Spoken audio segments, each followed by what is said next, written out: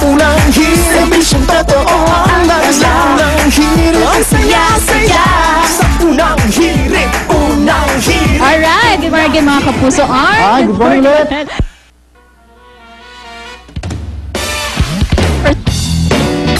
So kung kanina nakita natin sila na nagpapakita ng kanilang mga behavior, pwede nyo kita dito sa ilalim ng tubig na sea on spot. So dito sa area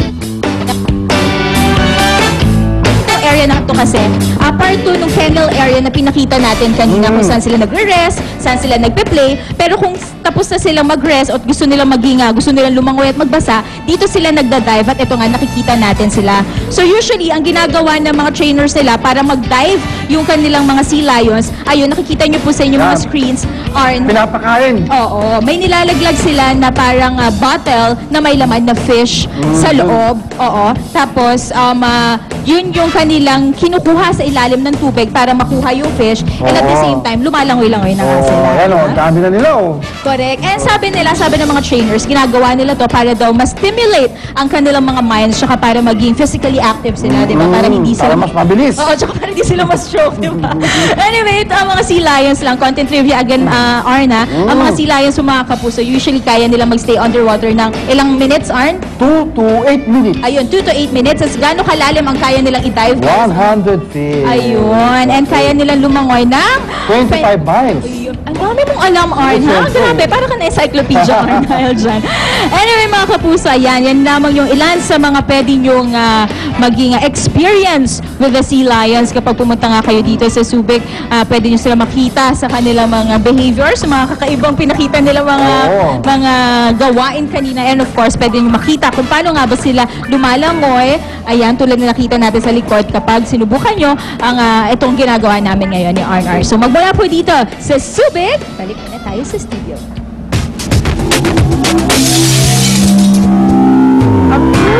Ang ang tandem Monica Arn, ha? Diba? Lupit, ha? Sana huwag silang magka-developan, ano? Kasi imagine niyo yung mga anak nila. Ay, nako! Anyway, bago magkalimutan, happy birthday, Tita Etchi, galing kay Tita Marian. At ilang delegates naman mula sa iba't ibang panig ng bansa ang dadalo sa 14th FBI National Academy Asia Pacific Chapter Retraining Conference. Gaganapin yan ngayong araw hanggang sa May 27 sa Sofitel Hotel. At mga kapuso, magkakaroon ng fun run kontra korupsyon ng pinamagatang I Run for Integrity Towards the New Philippines sa May 29 alas 5 na umaga sa Bonifacio Global City. Para sa karagdagang impormasyon, mag-email o tumawag sa contact details na naka-flash sa inyong TV screen. Magbabalik po kami.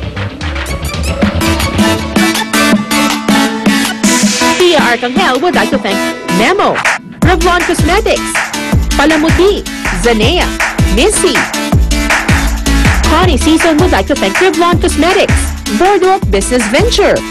Luwandi would like to thank Tomato, Fanny Serrano Salon Acropolis, Active White Health and Beauty Center, Revlon Cosmetics, Magdo Optical.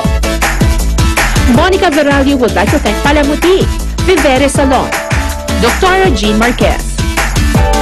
Linching Pascual would like to thank For Me, Golden Hills Jewelry, Revlon Cosmetics, Dr. Jean Marquez, Antonio's Hairdressing, Ideal Vision Center, Wade Shoes. Love on Your Hair would like to thank Dr. Jean Marquez, Boardwalk Business Venture. Winnie Monsod would like to thank Dream Body Spa, The Chevalier Salon, Boyet Fajardo. Drew Arellano would like to thank Grupo Barbero Manila. Attorney Gabby Concepcion would like to thank Maldita, Janelyn. Lars Santiago would like to thank Reyes Hair Cutters.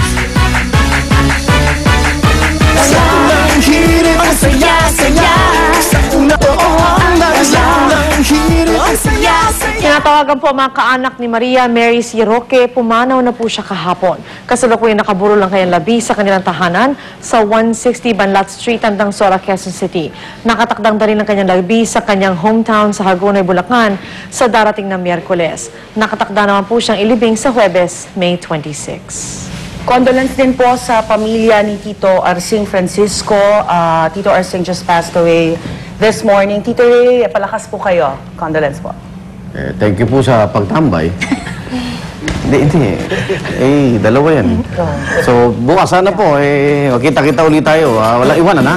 Dito lang sa... Gising sa umaga, iba kung nauuna ka. Sa pagbangon pa naman, ibang-iba kung nauuna ka. Ang programang ito ay inihatid sa inyo ng Mercury Drug.